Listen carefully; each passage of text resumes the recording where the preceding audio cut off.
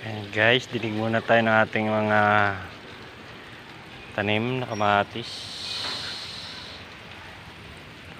Lubang napakainit.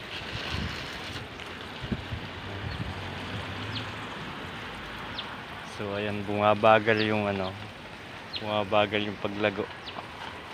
Kasi sobrang init dito sa Manila. Maging sa ibang lugar naman napakainit na rin. Ayan, ating sili. Ayan, ngayon ko lang nalaman guys, ito palang tanim natin na ito ay hindi siling haba, hindi lara, kundi siling anghang. Ito naman natin kamatis oh. Ayan, umugtol na din yung paglaki. Sobra talagang init.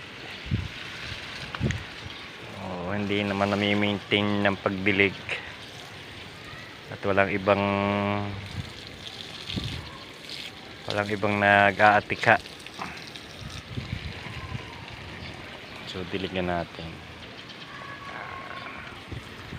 So saka itong kamuti, nanghihinayang ako kasi malago na. Sayang naman kung mamatay pa to. Pati yung ating mga kalamansi.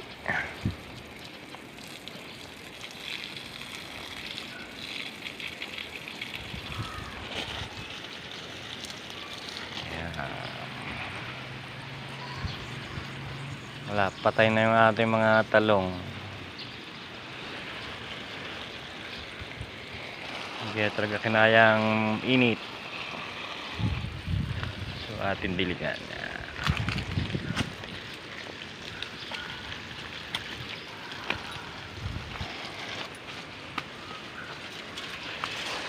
So meron din dito tayong tanim na mga kangkong. Ito yung ating kangkong. Malalago na din siya. So itong tinanim natin kangkong dito, bali ano lang to, yung nabili namin dyan sa Talipapa. Tapos kinuha ko lang yung pinakapuno na yung kaputol, yun ang itinanim natin.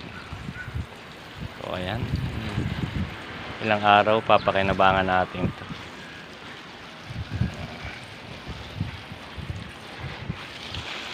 Bali sa likod lang ito ng bahay. Ayan, sa Bakating Lote.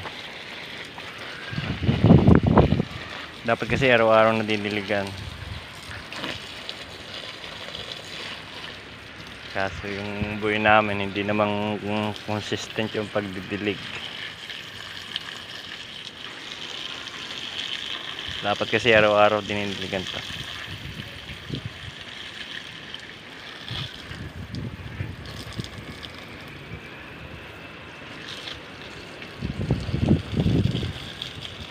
Kawawa naman mga halaman.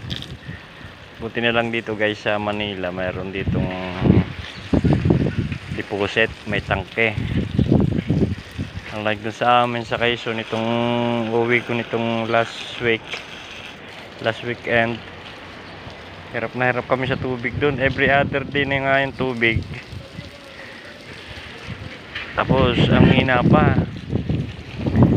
or halos wala. Hindi ko alam kung inaaksyonan nyo ng mga namumuno o LGU ng pagbilaw. Hindi ginagawa ng paraan kasi guys, kahit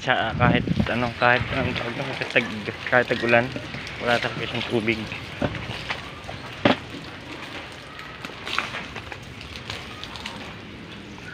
Hindi kahit dito sa Manila, siguro kailangan talagang gawin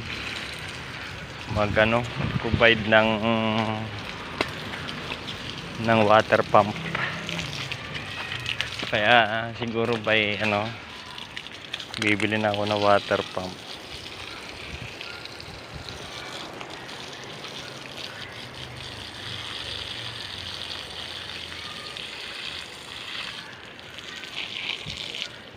Wala na, patay na, kapatay. Ito pa naman yung mga binili ng boss ko, sayang to.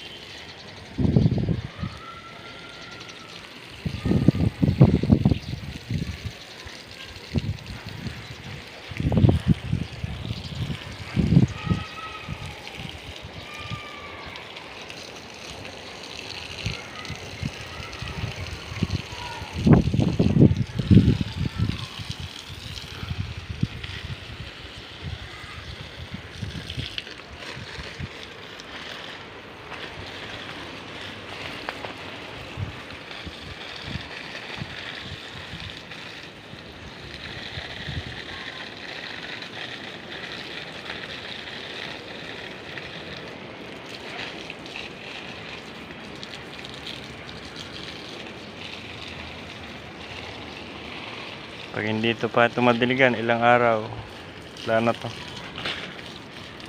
Patay na talaga to.